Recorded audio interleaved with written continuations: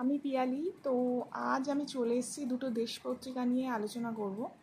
তো একটি হচ্ছে 2রা মার্চ 2026-এর দেশ, আর একটা হচ্ছে 17ই জুলাই 2024-এর দেশ। তো চলো শুরু করা যাক। প্রথম আমি এই 17ই জুলাই 2024-এর দেশটা দিয়েই বলবো। সম্পাদকীয়তে লেখা আছে, লক্ষ্মী অচঞ্চলা রাখার সহজ উপায়, কল্পতরু, যা চাওয়া যায় তাই মেলে।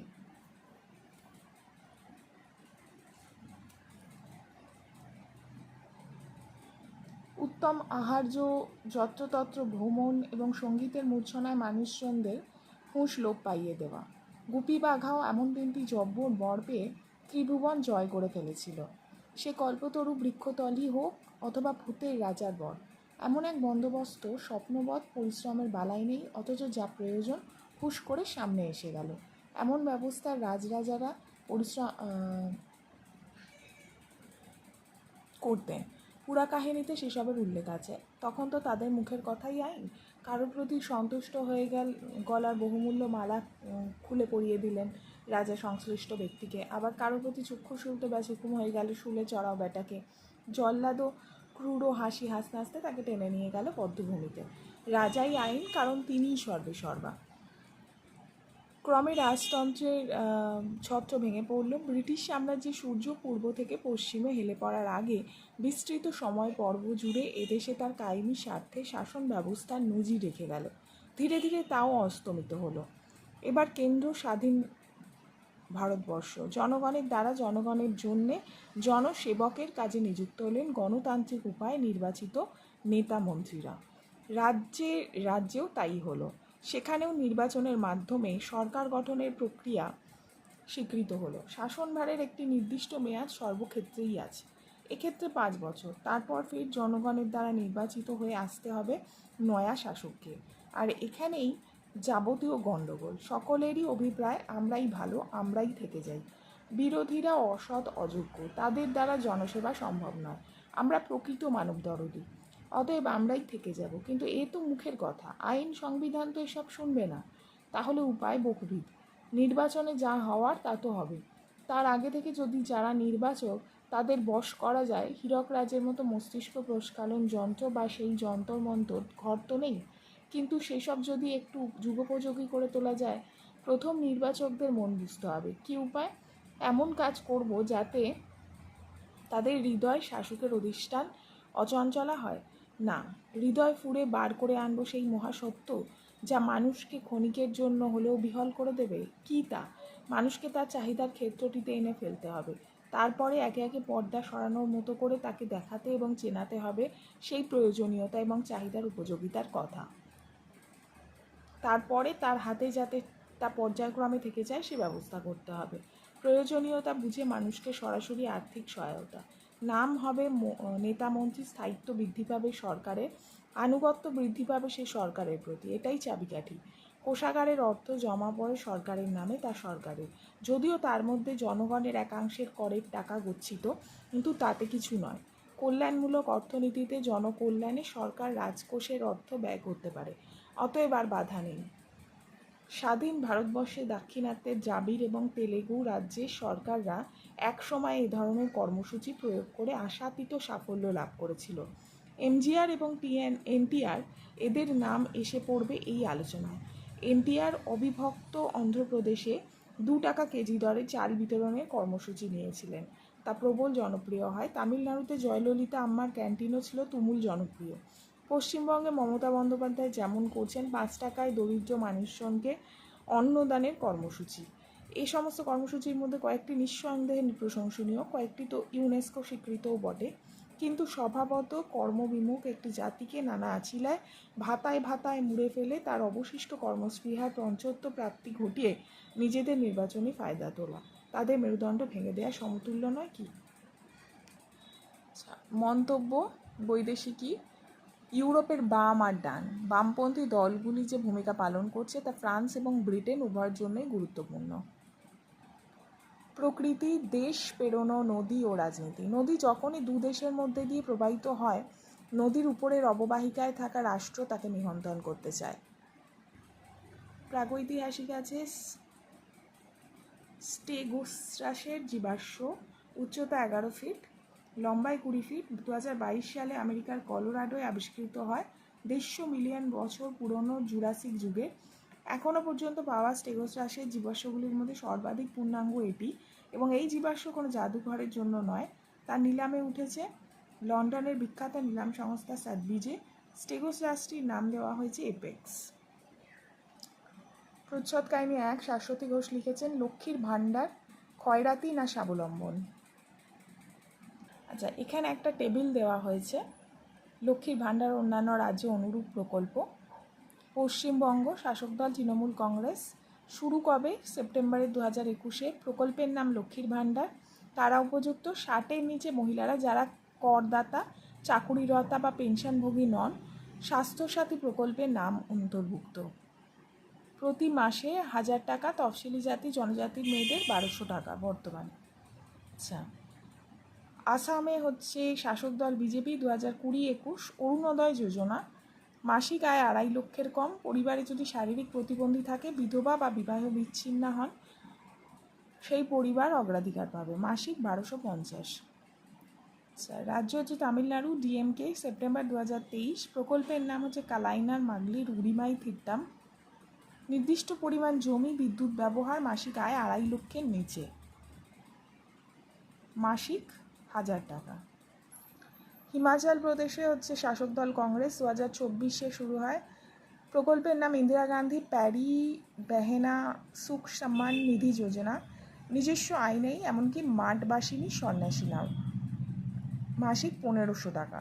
Madhya Pradesh BJP, March 2023। মুখ্যমন্ত্রী লাডলি বেহেনা যোজনা। করদাতা নয়, বার্ষিক আয় 2.5 লক্ষের নিচে, মাসিক 1250 টাকা। তেলেঙ্গানা কংগ্রেস, ডিসেম্বর 2023। প্রকল্পের নাম মহালক্ষ্মী যোজনা।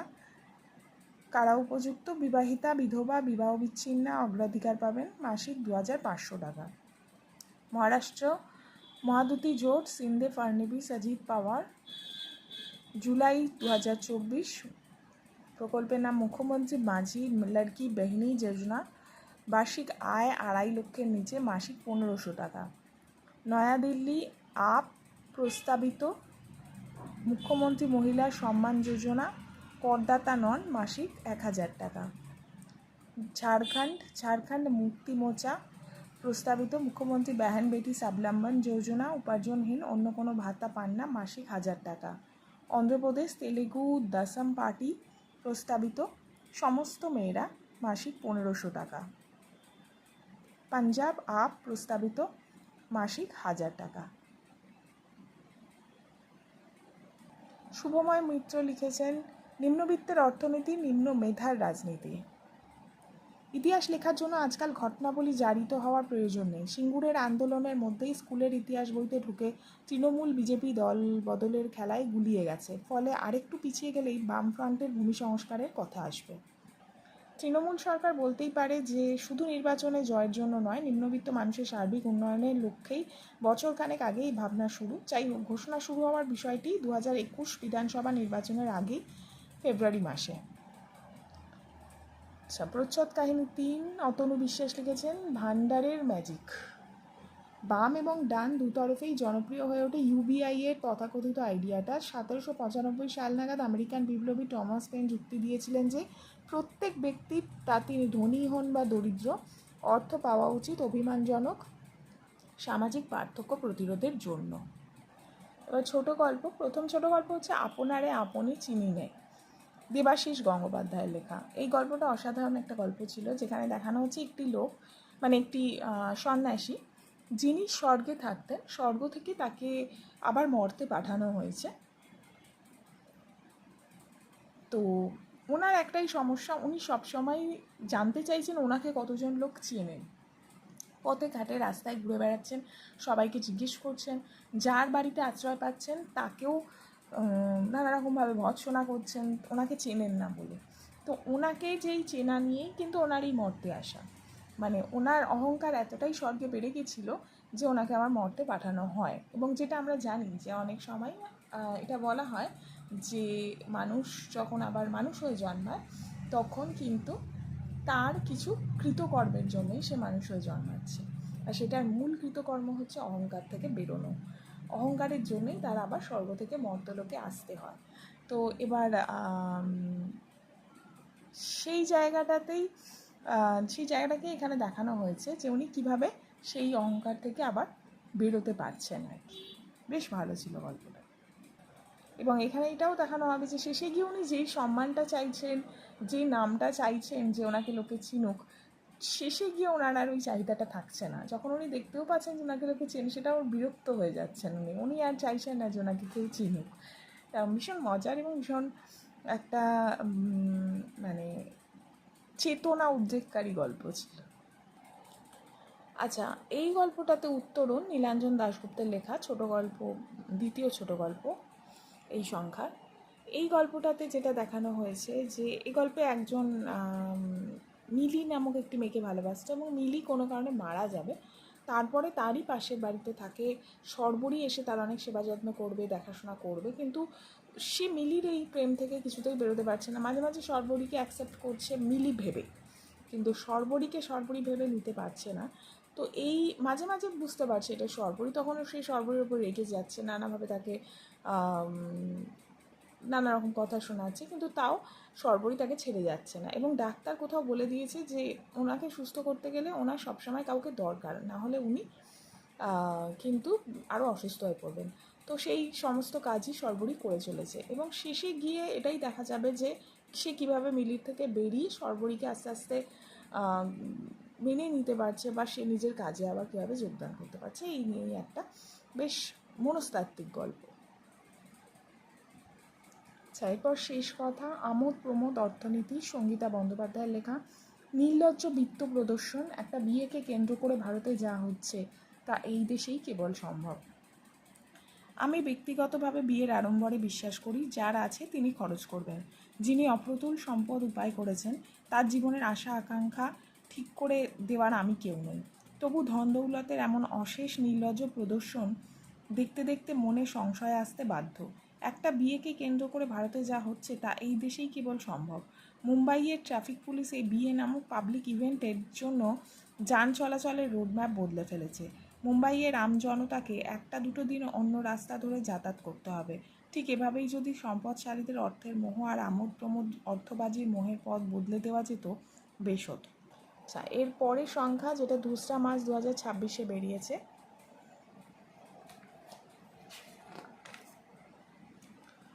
সম্পাদকীয়তে আছে উত্তর ঔপনিবেশিক সময়ের কথা শিল্পী। জনপ্রিয় আর উৎকৃষ্টতা কি সাহিত্যের আঙিনায় একে অন্যের বিপরীতে হাঁটে? যে সাহিত্য জনপ্রিয়তায় সর্বজন মান্যতায় পিছনে ফেলে দিয়েছে অন্যদের, বাঙালিদের একাংশের কাছে মেধার মানদণ্ডে তা যেন বিশেষ কলকে পায় না। শুরু হয় কাটাছেঁড়া, চাপানুতর। সাহিত্যের মূল্যমান অতিক্রম করেছে নাকি করেনি, কিসে তার বিচার হয়?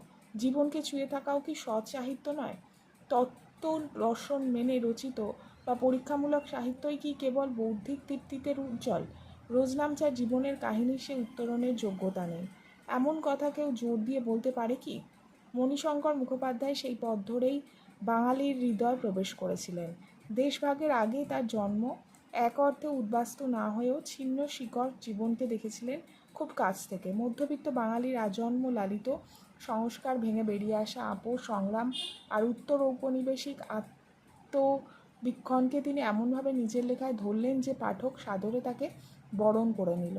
কত অজানারে দিয়ে তার লেখক জীবনে প্রবেশ। দেশ পত্রিকায় ধারাবাহিকভাবে প্রকাশিত হয়েছিল সেই লেখা, সেই শুরু। তারপর বারবেল সাহেব, থ্যাকারে ম্যানসন, বিজ্ঞানীর কাহিনী বা আধ্যাত্মিকতার প্রবাহ। তার লেখা পাঠকপ্রিয়তা হারায়নি কোনো দিন। জীবনের শেষ পর্বে এসে লিখলেন একা একা একাশি। এই বইয়ের জন্যই পেয়েছিলেন সাহিত্য একাডেমি পুরস্কার 88 বছর বয়সে। এই বইটিকে পুরস্কৃত করে তার সাহিত্যিক সত্তার যথার্থ মূল্যায়ন হলো কিনা বা এই স্বীকৃতি অনেক আগেই পাওয়ার কথা ছিল কিনা, এই নিয়ে ইতিউতি প্রশ্ন উঠেছে। তিনি নির্মোহ থেকেছেন, আশ্রয় নিয়েছেন শ্রীরামকৃষ্ণ বিবেকানন্দে। যতই জনপ্রিয়তার দোহাই দেওয়া হোক, তার স্বচ্ছ তত্ত্বরে ও সজীব লেখনীকে নস্যাৎ করে দিতে পারেনি কেউ। তার কালজয়ী উপন্যাস চৌরঙ্গী অনুদিত হয়েছে 18টিরও বেশি ভাষায়। ইতিহাসকে আশ্রয় করে উপন্যাস লেখেননি তিনি, উপন্যাসে বাঙালিকে ইতিহাসকে চিত্রিত করেছিলেন। বাঙালির ইতিহাসকে চিত্রিত করেছিলেন। তার অধিকৃত হওয়ার ইতিহাস, মূল্যবোধ ক্ষয়ে যাওয়ার ইতিহাস, ঝুঁকি না নিয়ে নিরাপত্তা বলয়ের মধ্যে আবদ্ধ থেকে যাওয়ার ইতিহাস। তার কাহিনীগুলিকে ভিত্তি করে নির্মিত চলচ্চিত্রের প্রকৃষ্ট উদাহরণ। আর তার সঙ্গে ছিল সপ্রতিভ গদ্য। অদমের নাম অনির্বাণ চট্টোপাধ্যায় মার্কিন মুলুকে এক বেয়ারা বিমানবন্দরের ডিপার্চার লাউঞ্জে ত্রিভঙ্গ মুরারি হয়ে বসে আছে। 1556 সালে প্রকাশিত উপন্যাস বোধোদয় শুরু হচ্ছে এইভাবে। বাংলা সাহিত্যে 5-এর দশকেই স্মার্ট গদ্যের সূচনাকার ছিলেন শঙ্কর। তার কর্পোরেট সত্তা সেই স্মার্টনেসকে বাণিজ্যে ধরল। সাহিত্যও যে বিপণন কৌশলে নিজেকে প্রচারিত করতে পারে তা তিনিই প্রথম দেখিয়েছিলেন। এই উদ্যোগ যেমন প্রশংসা পেয়েছে তেমনই পরিহাসও। তবে পুরস্কার বা তিরস্কার কোনোটাই তার নিমগ্নতায় ছেদ ঘটাতে পারেনি। বাবার অকাল প্রাণে অসহায় মা ও 7-8টি ভাই বোনের দায়িত্বভার নিজের কাঁধে তুলে নিয়েছিলেন যে কিশোর, তার কি বিচলিত হওয়ার কথা? কত রকম জীবিকা অবলম্বন করেছেন, কত মানুষের সঙ্গে দেখা সাক্ষাৎ হয়েছে, কত বিচিত্র সব কাহিনীকে নিজের মধ্যে আশ্রয় দিয়েছেন, কিন্তু নিজের পথটিতে তিনি হেঁটে গেছেন একা। দেশ, দুঃখ, বেদনা বা সাফল্য তাকে বিচলিত করতে পারেনি। দেশ পত্রিকার সঙ্গে তার সম্পর্ক ছিল অছেদ্য। তার মত ছিল দেশ হলো খোলা হাওয়া, মনের দরজা জানলাগুলোকে সে কখনো বন্ধ থাকতে দেয় না। এইটাই তার আশ্চর্য জোরের জায়গা। দেশ পত্রিকার এই সংখ্যার প্রচ্ছদ প্রবন্ধগুলোতে ধরা রইল সেই স্মৃতির ইতিহাস ও সৃষ্টির নেপথ্য দর্শন। প্রযুক্তি কতটা পাওয়ার ছিল, কি পেলাম? নিজস্ব এআই মডেল তৈরির ক্ষেত্রে কতটা এগোতে পারবে ভারত? কতটা স্বয়ংসম্পূর্ণ হতে পারবে প্রয়োজন মেটাতে? শুরু থেকেই ভারত সরকার কিন্তু এই সম্মেলনকে বৈশ্বিক পরিবর্তনের বিন্দু হিসেবে চিহ্নিত করেছে। এ যেন সংলাপ থেকে দৃশ্যমান প্রভাবে রূপান্তরের এক মাধ্যম, সার্বিকভাবে দুনিয়ার জন্য। বৈদেশিকী ট্রাম্পের বিপন্ন শুল্ক নীতি। আমেরিকান সুপ্রিম কোর্টের এই রায় আমেরিকার বাণিজ্য শুল্ক নীতিতে কোনো পরিবর্তনের ইঙ্গিতবাহী? আমেরিকার সুপ্রিম কোর্টের সিদ্ধান্তের সবচেয়ে কার্যকর প্রভাব হলো এই যে এটা বাণিজ্যের এলাকার বাইরে বিভিন্ন দেশকে ভয় দেখাতে ট্রাম্পের সবচেয়ে পছন্দের অস্ত্রটাই কেড়ে নিল। দৃষ্টিকোণ দলবদলের রাজনীতির প্রতীক। শ্রেণী সংগ্রামের অভিধান থেকে সরাসরি যখন যেমন তখন তেমন কর্মসূচি ভিত্তিক রাজনীতিতে প্রবেশ। নির্বাচনে বারবার হেরেছেন কিন্তু এতটুকু পিছিয়ে যাননি পরিস্থিতিতে সিপিআইএমের বেশ কিছু যুব নেতা নেত্রীর ক্ষেত্রে বিষয়টি সত্য। আসন্ন বিধানসভা নির্বাচনের আগে সেই মূল্য চুকিয়ে দিল শাসক তৃণমূল। বিশেষ নিবন্ধতে লিখেছেন শঙ্করের একটি লেখা এখানে দেওয়া হয়েছে, দেশ ও আমি। প্রথম প্রচ্ছদ কাহিনী শীর্ষেন্দু মুখোপাধ্যায়, এক অনবদ্য কথক ঠাকুর। দ্বিতীয় প্রচ্ছদ কাহিনী সঞ্জীব চট্টোপাধ্যায় লিখেছেন শঙ্করকে নিয়ে, জেগে রবে আকাশে প্রদীপ। চাপা স্বভাবের মানুষ সহজে হার স্বীকার করবেন না, হারিয়ে যাবেন না জন অরণ্যে, নিজেকে গুটিয়ে রাখবেন স্প্রিংয়ের মতো। সময় আর সুযোগের সদ্ব্যবহার, সর্বোপরি নিষ্ঠা, এই পরিসরে কারো অধিকার নেই। এখানে একা স্রষ্টা, স্বরাট বিরাট। সেই সময় হাওড়ার মানুষ তাকে কিভাবে চিনত? ওই যে এক কিশোর, নবাগত এক পরিবারের সন্তান, হরিপদবাবুর ছেলে। কে তিনি? একজন আইনজ্ঞ উকিল, তারপর বৃহৎ একটি পরিবারকে পথে বসিয়ে প্রয়াত। ছেলেটি এখন লড়াই করছে, এই লড়াই বাঁচার লড়াই। হর্ষ দত্ত লিখেছেন শঙ্কর আছেন পাঠকের হৃদয় স্বর্গে। ওয়ান বুক অথার, তাদের কয়েকজন লেখককে দেখলাম বিষণ্ণ চিত্তে ঘুরে বেড়াচ্ছেন। তাদের পিছনে ছায়ার মতো হাঁটছে সেই একটিমাত্র জনপ্রিয় বইয়ের প্রচ্ছদ, অথচ তারা আরও বই লিখেছেন, সেগুলো পাঠক কিনেছে, পড়েছে, কিন্তু ওই চকিতে উদ্ভাসিত বইটিকে তারা ভুলতে পারছে না। স্বর্গে অধিষ্ঠিত দেবদেবীরা যদি আপনার কাছে জানতে চান, হে বৎস, স্বর্গবাস তোমার বিরামহীন পরিশ্রম ও সাফল্যের পুরস্কার, তোমার বিদেহী আত্মা নির্দিষ্ট সময় মুক্তি লাভ করবে, এই মধ্যবর্তী সময়কালে তুমি কি চাও? পূর্ণতা লাভ করবে তোমার যে কোনো আকাঙ্ক্ষা। সায়নদেব চৌধুরী লিখেছেন শহুরে বাসনার অলিগলি। শঙ্কর একদিন বৃষ্টিতে আটকে পড়েন এসপ্ল্যানেডের গুপ্তু ম্যানশনের তলায় কেসি দাস মিষ্টির দোকানের ভিতর। মুষলধারে বৃষ্টি যখন থামল, তখন তার চোখে পড়ল বিশালাকায় রাজপ্রাসাদ সম সাদা ধবধবে গ্র্যান্ড হোটেল। মেট্রোপলিটন মন, মধ্যবিত্ত স্বপ্ন। শুভব্রত বন্দ্যোপাধ্যায় লিখেছেন স্মৃতি আর অভিজ্ঞতা মিলিয়ে শঙ্কর তৈরি করে নিয়েছিলেন তার সাহিত্য জগৎ। ওয়ান বুক অথার হয়ে থাকতে হয়নি তাকে, বরং কত অজানারে। 1955 আর চৌরঙ্গি 1962 নিতান্তই শুরুর দুটি ধাপ, কিন্তু ভিত যথেষ্ট পাকাপোক্ত ছিল বলে স্কাই ক্র্যাপার গড়ে তুলতে অসুবিধা হয়নি। আচ্ছা, প্রবন্ধ হচ্ছে পুঁজিবাদ ও পরিবেশ। পলাশবরণ পাল লিখেছেন তথ্য প্রযুক্তির উন্নতির সঙ্গে সঙ্গে পরিবেশকে বুড়ো আঙুল দেখানোর নানা কায়দা তৈরি হয়েছে, উদ্দেশ্য একটাই, মুনাফা। প্রথম ছোট গল্প সোলমেট, শুভ মানুষ ঘোষ। এখানে দেখানো হয়েছে একজন সোলমেট খুঁজছে, মানে একজন তার যাকে বিয়ে করছেন তার সাথে সুখী হতে পারছেন না, কারণ তাদের মধ্যে একটা মানসিক দূরত্ব তৈরি হয়েছে, এবং সেখান থেকে তার নিজের ব্যাপারে ধারণা যথেষ্ট স্পষ্ট নয়। সে খুঁজে চলেছে এখনও কাউকে, এবং সে বাইরে যাবে কাজের নাম করে, এবং সেখানে অনেকগুলি মেয়ের সাথে সে সময় কাটাবে, এবং তারপরেও গিয়ে সে আবার তার স্ত্রীর কাছে ফিরবে, এবং তার কোথাও যেন একটা ফাঁকা জায়গা দেখা যাচ্ছে। তার নিজের সাথে যে সম্পর্ক, সেখানে একটা বিশাল বড় ফারাক আছে। তো সেই জায়গাটা নিয়েই লেখা হয়েছে সোলমেট, শুভ মানুষ ঘোষ। আবর্ত অরুন্ধতী মুখোপাধ্যায়। এখানে দেখানো হয়েছে শিখরের যে দিদি, তিনি একটি প্যারালিসিস হয়ে যাবেন, এবং তারপর তাকে কীভাবে শুশ্রূষা করতে গিয়ে শিখরের মধ্যে যে ক্লান্তি আসবে, শিখরের যে চিন্তাভাবনা, শিখর কীভাবে তার নিজের জীবনটাকে দেখবে, তার শেষে গিয়ে কি করতে সে বাধ্য হবে, এবং সেখানে সে কতটা কি অনুভব করছে, সেই জায়গাগুলো নিয়ে এই গল্পটা বেশ ভালো ছিল। তনুময়ের কাছে প্রতিমা রায়। এখানে শশীকান্ত হচ্ছে তনুময়ের বাবা, এবং শশীকান্তর সাথে তনুময়ের যে সম্পর্ক এবং শশীকান্তর জীবন বিভিন্নভাবে বিভিন্ন জায়গা থেকে যেই জায়গাগুলো উঠে সেই জীবন নিয়ে, তাই নিয়েই একটি গল্প। শেষ কথায় লিখেছেন সুপ্রিয় চৌধুরী, পুরনো বোতলে নতুন মদিরা, শুধুমাত্র নাম পরিবর্তনে কোনো রাষ্ট্রে মৌলিক পরিবর্তন হয়েছে এমন দৃষ্টান্ত সম্ভবত নেই। কোনো জনপদ, রাজ্য বা রাষ্ট্রের নাম পরিবর্তনে বিশ্বের কোথাও কি কোনো সদর্থক উদাহরণ পরিলক্ষিত হয়নি? এক্ষেত্রে উদাহরণ মাত্র দুটি, জারের রাশিয়া থেকে সোভিয়েত ইউনিয়ন, আর পাশেই পূর্ব পাকিস্তান এ থেকে বাংলাদেশ। প্রথমটির নাম বদলের ফলস্বরূপ সামন্ততন্ত্রের শোষণ অত্যাচারের শিকল ভেঙে প্রতিষ্ঠিত হয়েছিল বিশ্বের প্রথম সমাজতান্ত্রিক রাষ্ট্র, আর অপরটিতে শুধুমাত্র ভাষার ভিত্তিতে একটি জাতি পেয়েছিল তার নিজস্ব পরিচয় এবং একান্তই নিজের একটা স্বাধীন দেশ। এবার সেই পরিবর্তন সদর্থক, ক্ষণস্থায়ী বা দীর্ঘস্থায়ী হয়েছিল কি না তা নিয়ে বিতর্কের অবকাশ থাকতেই পারে এবং রয়েছেও। তবে নাম বদলের সঙ্গে সঙ্গে সামাজিক এবং রাজনৈতিক স্তরে উভয় ক্ষেত্রেই যে বিপুল এক পরিবর্তন পরিলক্ষিত হয়েছিল সে বিষয়ে কোনো সন্দেহ নেই। এর বাইরে শুধুমাত্র নাম পরিবর্তনে কোনো রাজ্য, রাষ্ট্র বা জনপদের আর্থ, সামাজিক, রাজনৈতিক বা মৌলিক পরিবর্তন হয়েছে দৃষ্টান্ত পৃথিবীতে শুধু বিরলই নয়, অমিলও বটে। অন্তত এই প্রতিবেদকের পর্যবেক্ষণ বা অভিজ্ঞতা সেটাই বলছে। এই ছিল 2 মার্চ 2026 দেশ।